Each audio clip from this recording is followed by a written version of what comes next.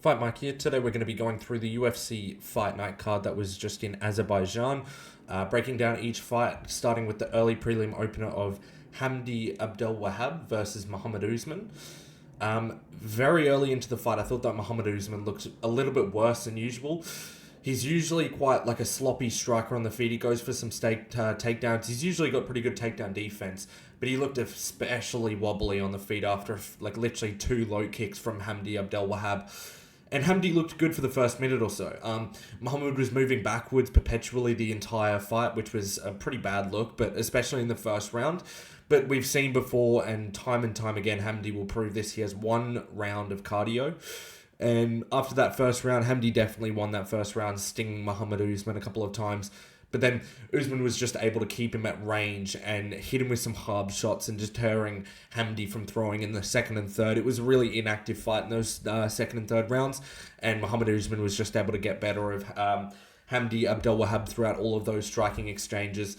It was a decently okay fight, especially for heavyweight, as it was like a little bit scrappy towards the ends of the rounds, so I wasn't too disappointed with that one. Moving on to the next fight, we've got Tagir Ulanbekov versus Azat Maxim.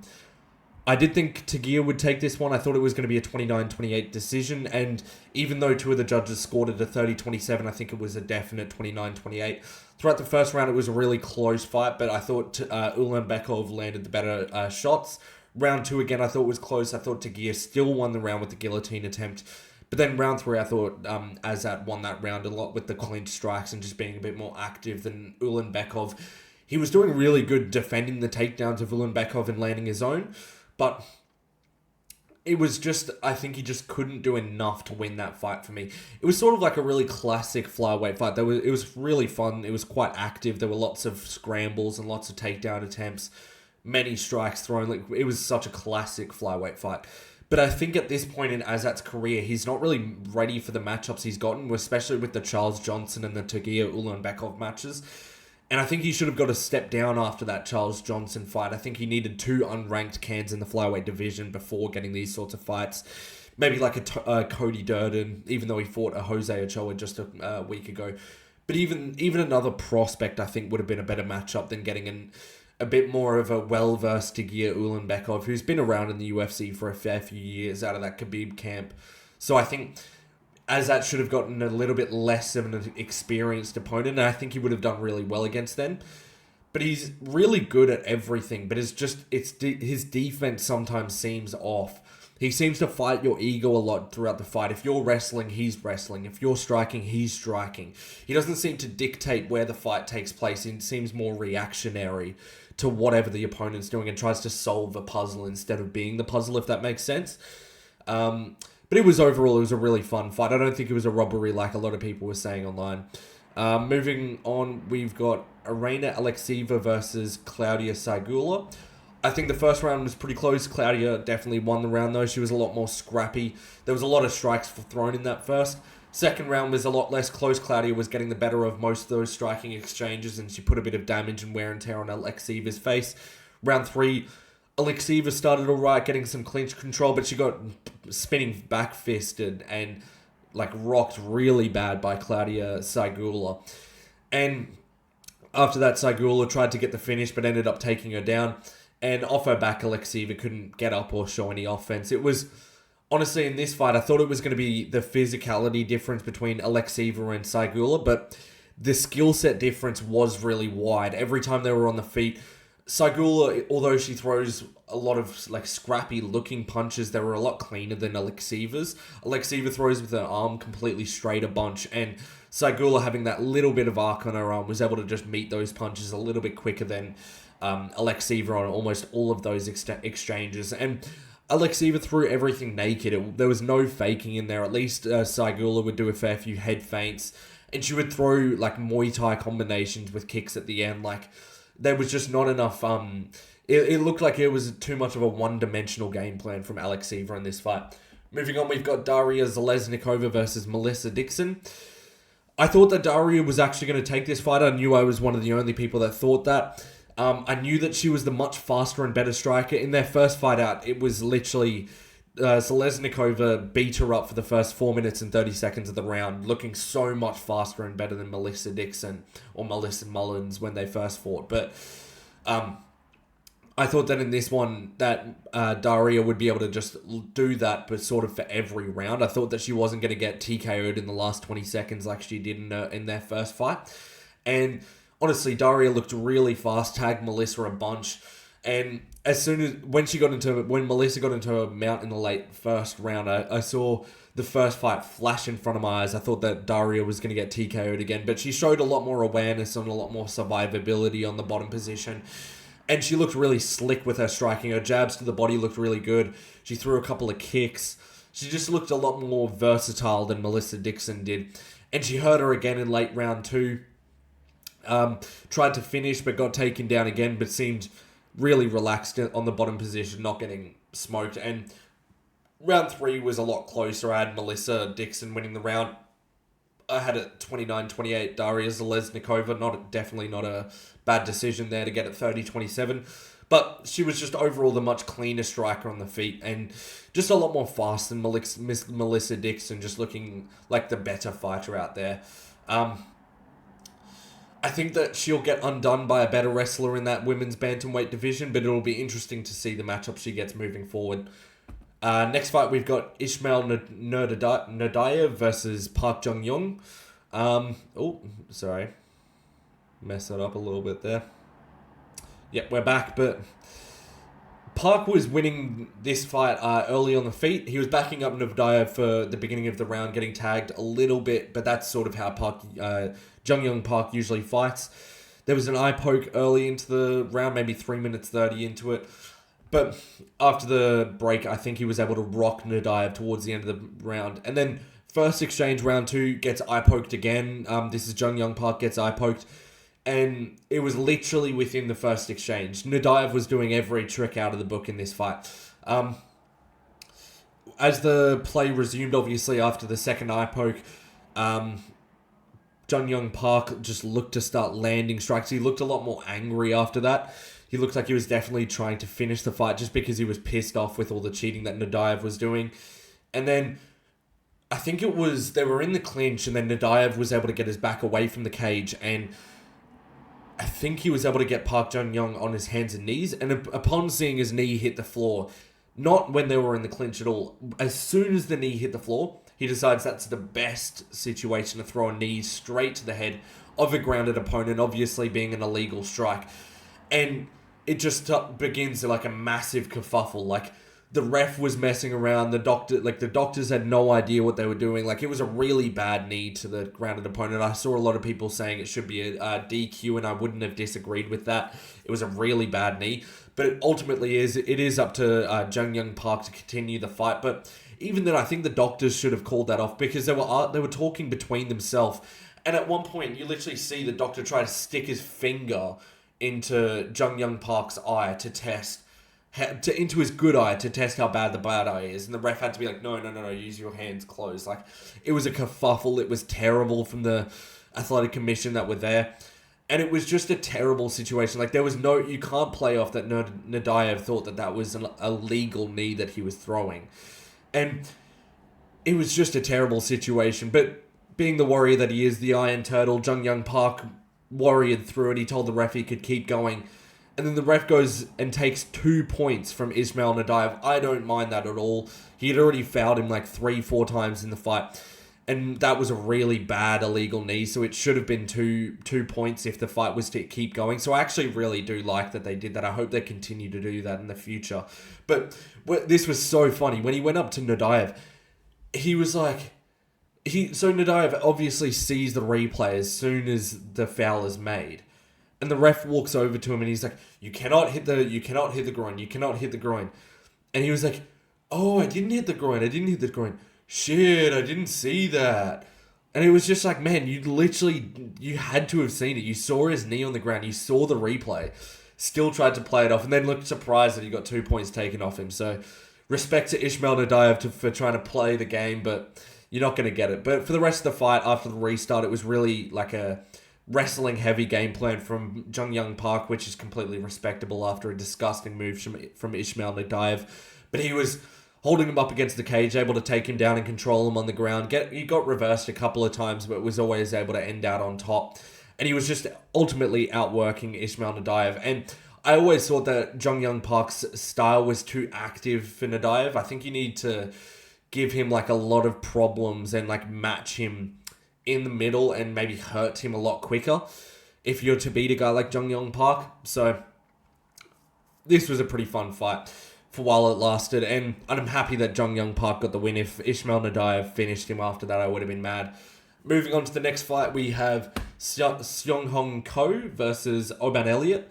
I think everyone thought that Oban Elliott was going to win this fight, especially after seeing Seong Hong Ko's his Dana White Contender Series fight. He looked a bit one-dimensional in his Contender Series fight. He was really upright, and he didn't strike nearly as much as he did in this bout.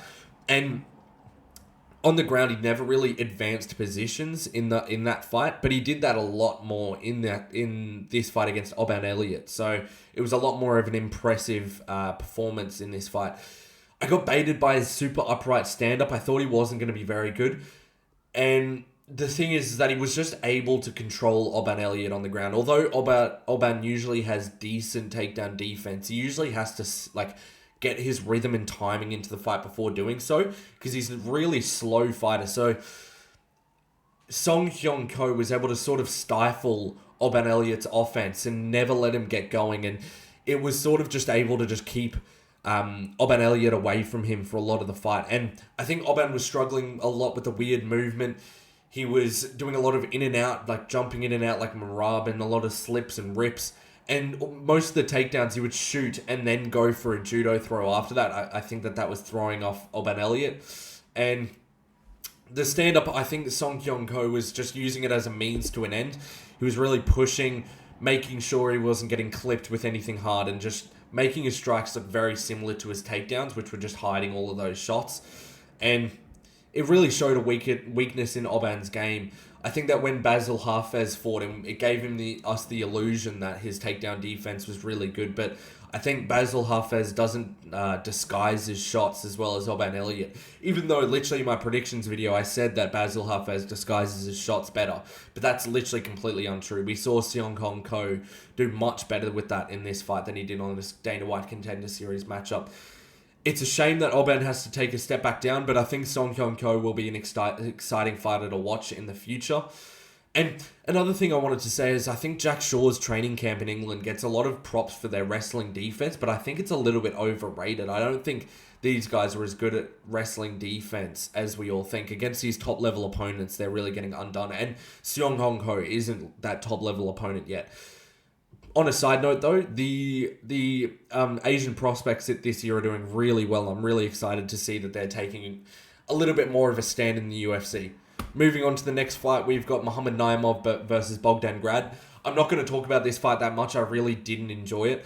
There was a few big moments, like you would see Bogdan Grad at the start of the fight got a nice spinning back kick.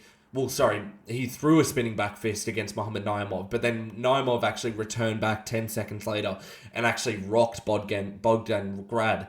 But that seemed to be like one of the only like shots of consequence for the rest of the fight. A lot of it was a lot of clenching, a lot of takedowns, and in between that, like Bogdan Grad would be doing a lot of pressuring. He would shoot for a takedown, get Naimov against the fence, and then Naimov was able to reverse the positions, get some pitter-patter shots of his own down. And I think he just won the shots mainly from winning those positions and peppery shots. And Bogdan looked like a really skilled fighter out there. Don't get me wrong, like his timing on the takedowns looked good. He looked slick on the feet when he needed to be. But his fight IQ just seemed to fail him completely. When his hands were looking good, he wouldn't stay standing and trading. He would just start shooting as soon as he was landing, which was just getting once Naimov realized that was his tactic, he was able to sort of evade the first two shots and know to go for the takedown defense. Whereas Bogdan should have stayed on the feet a few more times, done like 3-4 exchanges like Marab does, make you really think, wait, when is he going to shoot this takedown? And then shoot. But he just didn't do that throughout the fight. He was too predictable with when he was going to shoot, and Naimov was just able to defend and adjust accordingly throughout the fight. And Naimov's hands looked pretty good when he did stand, and he was a little bit more sharp I just think that Bogdangrad threw this away for himself. If he can hook his techniques together a little bit nicer, I think he'll evolve nicely, but I don't know if he's got the fight IQ to make those adjustments. Moving on to the fight of the night, easily we've got Nazim Sadikov versus Nicholas Motta. This was an absolute scrap. I had Nazim Sadikov by TKO. Round 1 was really close. Nazim was looking really good and really clean at the start. Then Motta just started wailing shots on him against the fence. He landed like 20 shots with Nazim not being able to respond back. But he was using good head movement. Sort of like how Glover Teixeira was able to use against Yuri Prohaska against the cage, or against or like how Zellhuber was used against Ribovic in the UFC 306 card last year. It was very similar to that, where he's able to bob and weave and use his shoulders and elbows to get away from the shots. But after that, Motta sort of gassed himself out a little bit. And Nazim looked really hurt in that exchange where Motta was just wailing on him against the cage. But once that exchange finished, Sadikov was able to throw a nice head kick on Motta and sort of rocked him a little bit. And I think after that exchange, he realized that he couldn't just exchange with Motta in the pocket, that's sort of his strength.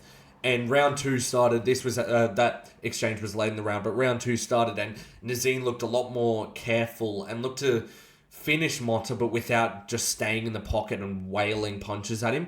And you could see his head movement was a lot nicer. His movement and his combinations on the feet looked great. And his footwork was a lot more crisp in that second round.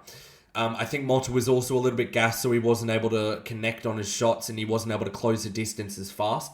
And that just gave Sadikov the edge that he could use with his reach and frame advantage in that. But both were swinging hard body shots in that second round. They were going to absolute war. Sadikov cut open Motta in that round. He started to tee off on him late in the round. Motta still throwing back. But then Sadikov was just able to get a beautiful right hook KO on him. This was such a beautifully fun fight. And I think it was just too much for him, too much for Motta to deal with this range and size of Sadikov. And Sadikov's looking like a massive lightweight. I think Motta needs to move down to featherweight because, I don't think that Sadikov is a massive lightweight. I think Motta looks like a natural featherweight. He almost looks like a smaller version of Fiziev, who I think is a natural featherweight. So I think he should move down and he might do really well. But in the future, I'm looking for a good matchup for Nazim Sadikov. I'm really excited to see what's up next for him. Moving on, we've got Tafik Musayev versus Miktabek Oralbai. I knew that Oralbai would get this one done. Watching Musayev on the regional scene, I knew that he didn't have a deep enough tool bag to deal with a guy like Oralbai. Oralbai was able to instantly get him on the ground, dominate him for a few minutes. Musayev was able to get back up, but then after getting back up, Oralbai was able to just take him straight back down. And Musayev really made a critical error of, once he got taken back down, he was sitting in half guard, in a position where he's not going to get a guillotine on a high-level opponent, but he was really squeezing on a guillotine against Oralbai. And we've seen Oralbai's got no quit in him, so he's not going to quit to a guillotine in half guard. So really bad game planning or really bad execution from Musayev there.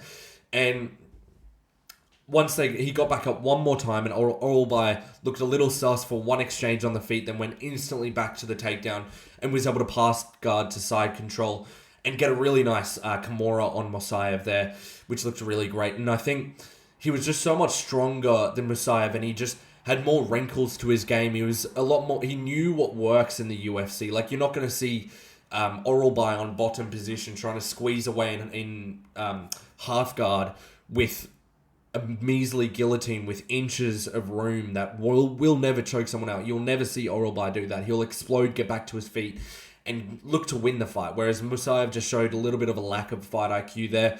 And I just think that I've seen Musayev get taken down before and accept the position, and you'll never see Oralbai do the same. I think in Oralbai's next fight, he has to fight someone near the rankings. I don't want him to get a shot back in the rankings.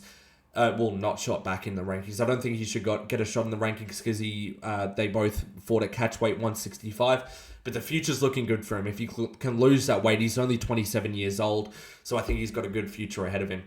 Moving on to the feature fight of this card, we've got Curtis Blaydes versus Rizvan Kuniev. When the fight started, I really thought that Blaydes was going to dominate, as we saw Kuniev instantly get toppled over.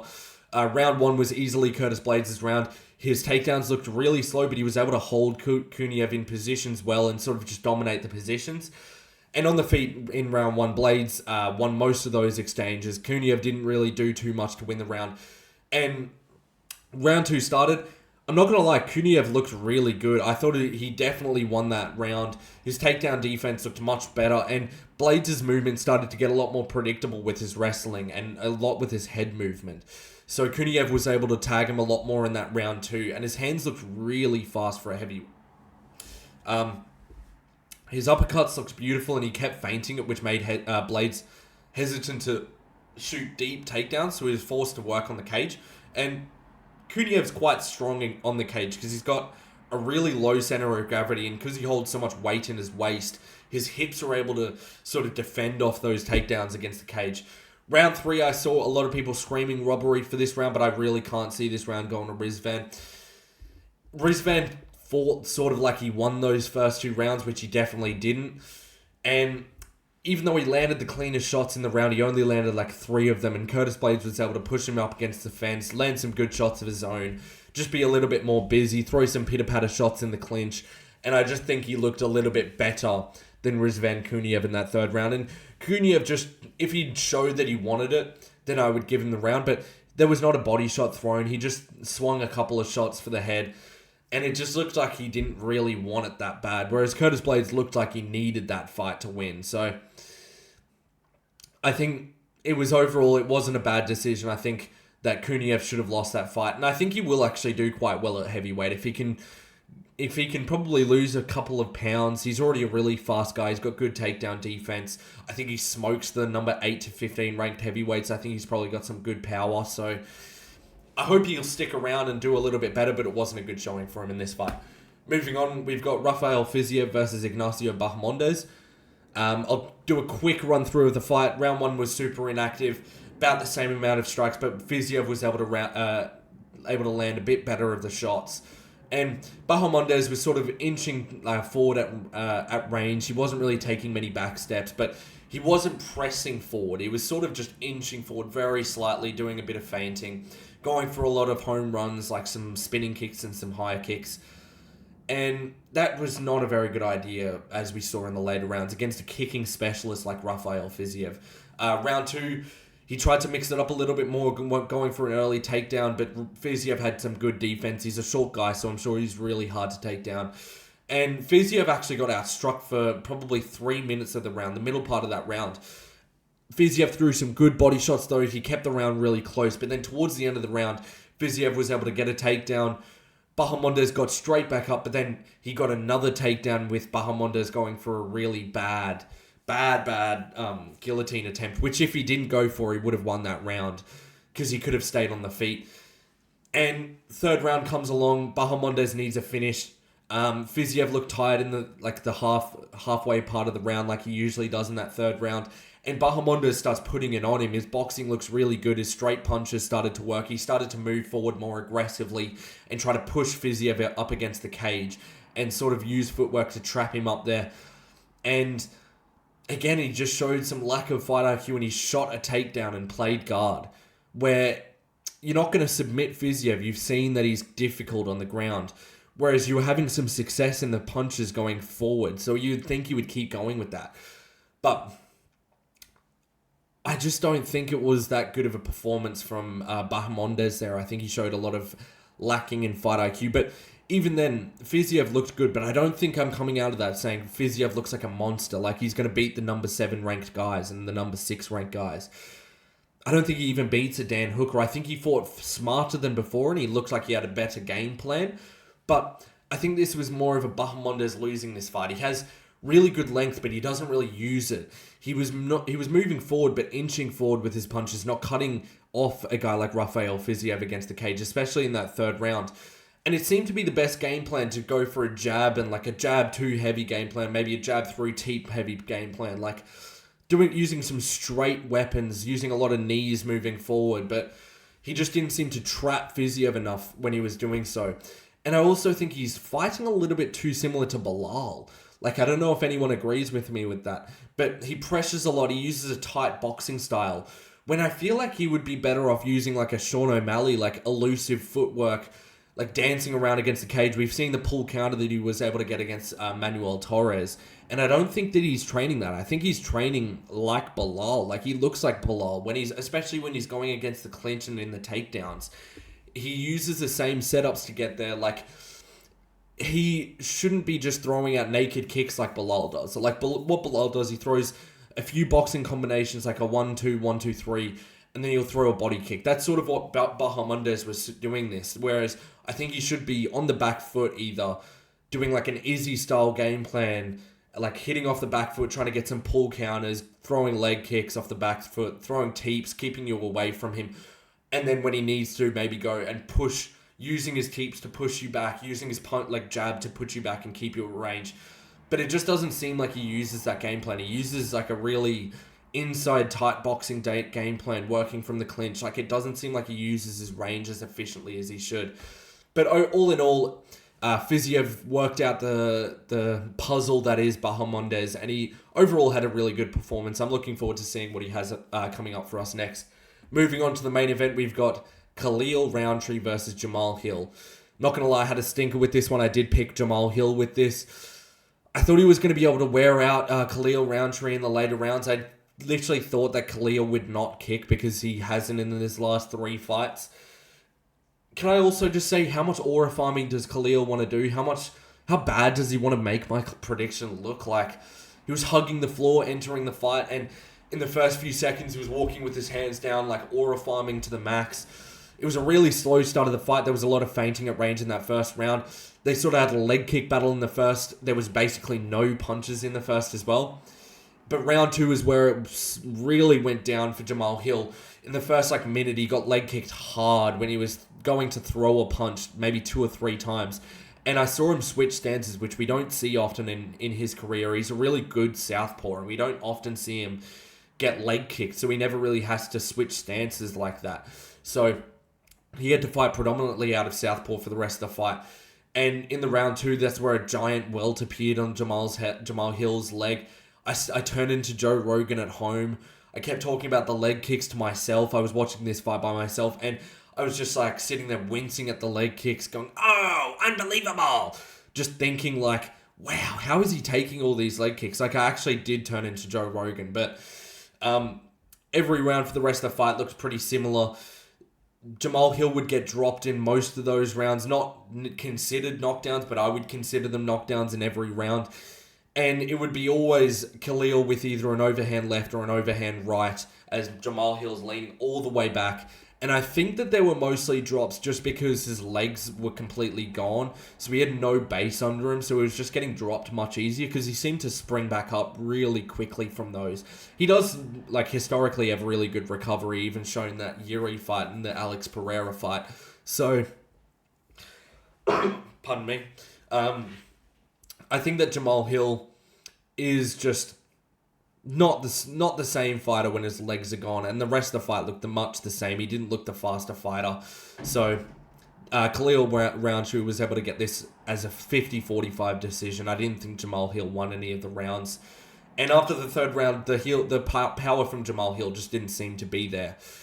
I think that where Jamahal Hill made the critical error, though, in this fight was that he started to get into that leg kick battle. He didn't shy away from it in the beginning of the fight. I think he should have as well, because Khalil has really mean leg kicks, but you don't really see him use it recently. So I think if Jamahal Hill was just trying to outbait him in the boxing in this first 2 rounds, he might not have got leg kicks so much, because he was trying to go leg kick for leg kick with a guy who does Muay Thai, where it's such a you go, I go type style, where if you trade leg kicks with a Muay Thai guy, he's going to fire one straight back. So he would have been better off not throwing any leg kicks and maybe trying to time the leg kicks with a punch and just deterring Khalil from it. But I think he overestimated his ability in those leg kicks. And I don't think I'm overestimating how much it played into a factor in this fight. It looked like this fight was won on the leg kicks of Khalil Rountree.